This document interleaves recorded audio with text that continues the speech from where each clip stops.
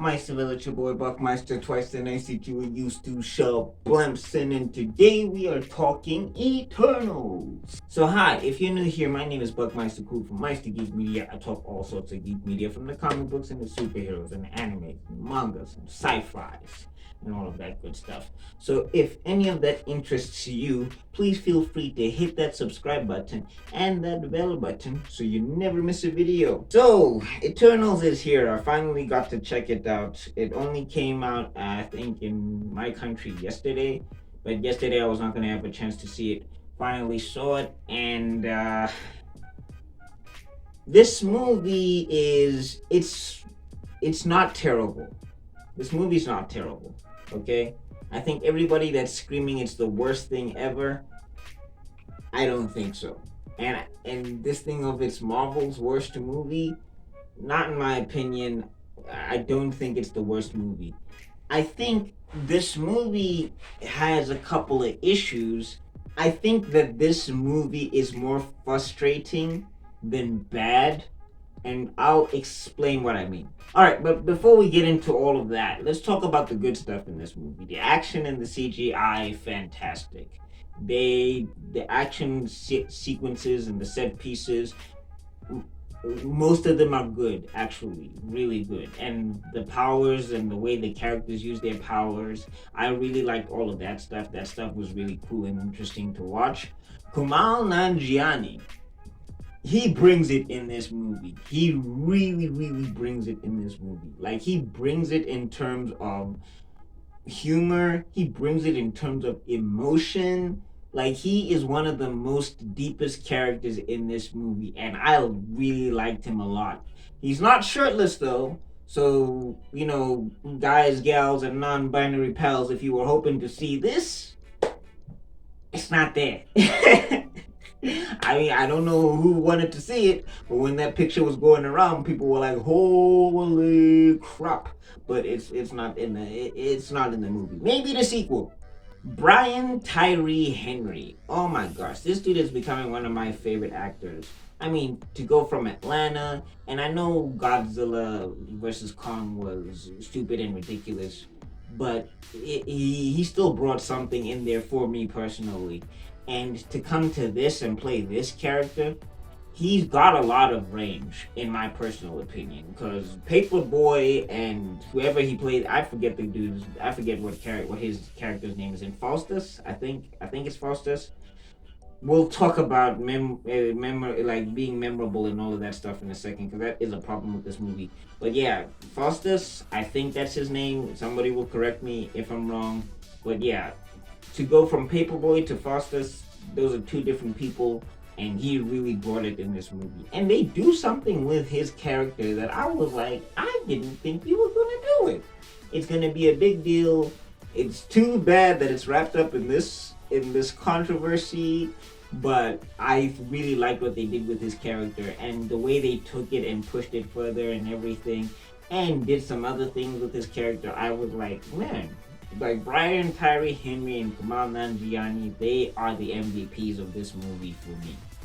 Okay, let's get to the not so good stuff. So, you notice I mentioned those two guys. The one of the issues with this movie is that the pacing.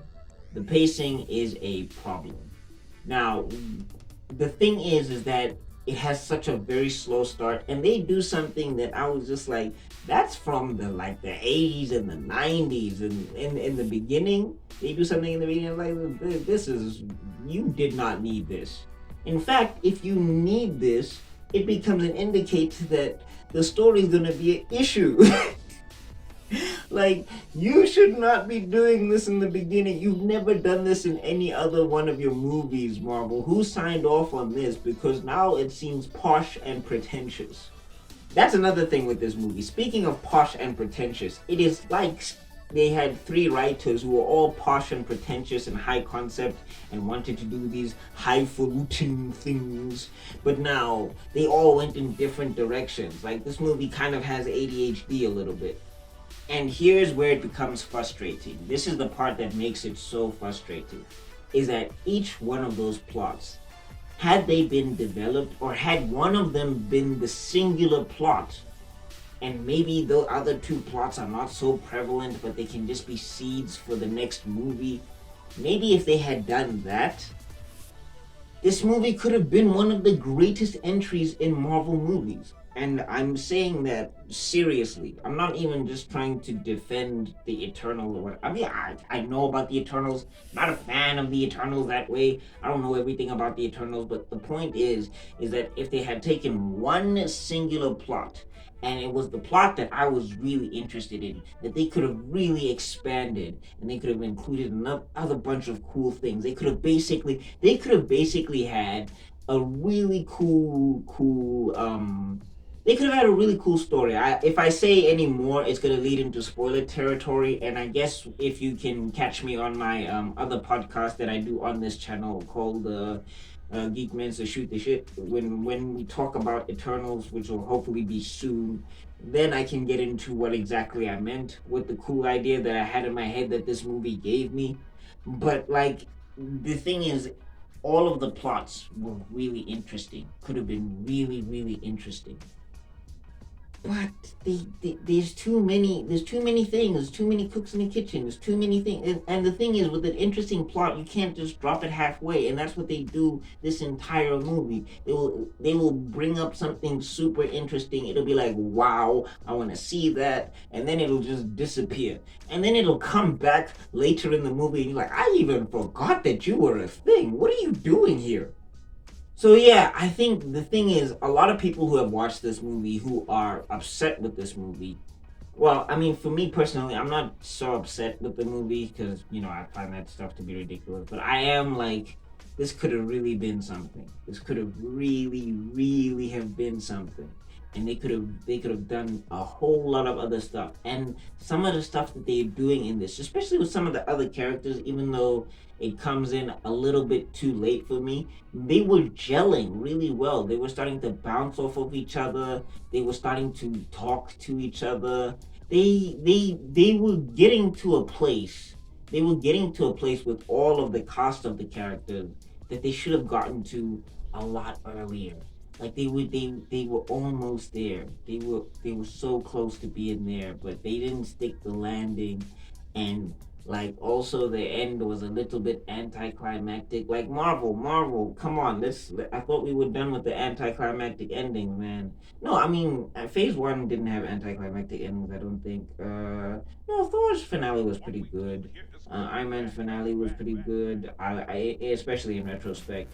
You know, I'm just saying. I think there some either other problems are emerging because they are trying to establish this whole new phase, and I think maybe that's what's going on there. But y'all have been 10 years in the game at this point. Like, I'm just saying. I feel like the writing on this movie, the plot or plots of this movie, are the biggest problem with this movie. Because especially when they're all good ideas that you don't develop, then it just becomes like, well, why would you introduce something that I really want to see, but now I'll never get to see it? That's how this movie felt for me. So, what do you think, my civil? Have you seen Eternals? Did you like Eternals? Let me know in the comment section down below. Please keep it spoiler free because we're not talking spoilers just yet. But yeah, I will say this: it's way more frustrating. This could have been really, really good, and it's kind of mediocre. And I guess that makes people angrier when a movie is mediocre versus being bad. Look at that, you made it to the end of the video. You are spectacular. Now, if you really like this video, I got another one up here. I got a playlist down there, and I got an icon you can click on to subscribe. Remember to ring the bell if you do subscribe, and I'll see you all in another video because my stream has got to be out. Peace.